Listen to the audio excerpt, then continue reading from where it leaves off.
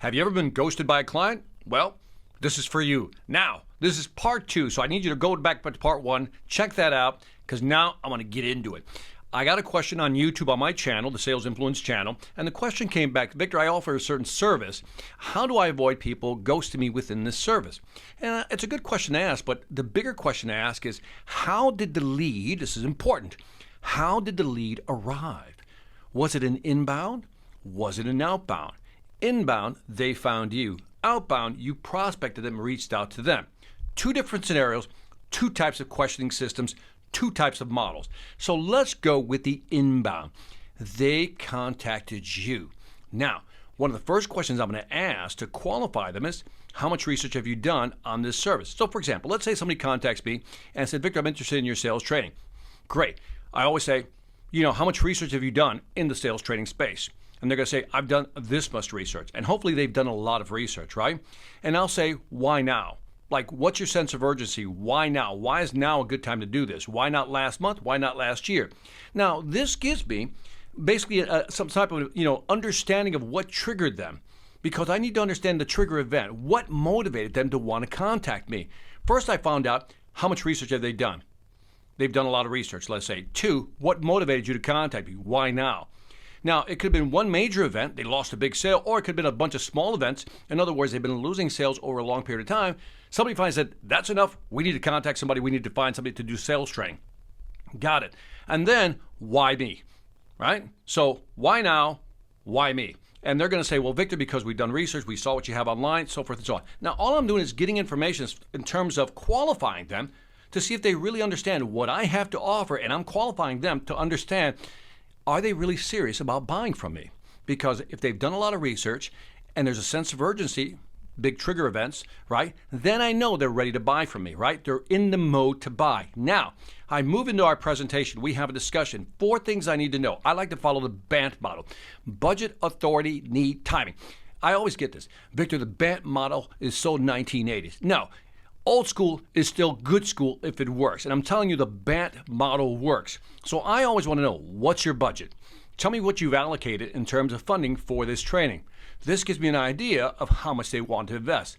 Number 2, authority. Who makes the decision? Besides yourself, Mr. Client, who else is involved in making this decision? Is it just you or not? Now, this is an important question to avoid ghosting, because if you're talking to only one of the many decision makers, what's going to happen, you're going to depend on that person to go back and repeat the information to the other people. That's never a good strategy.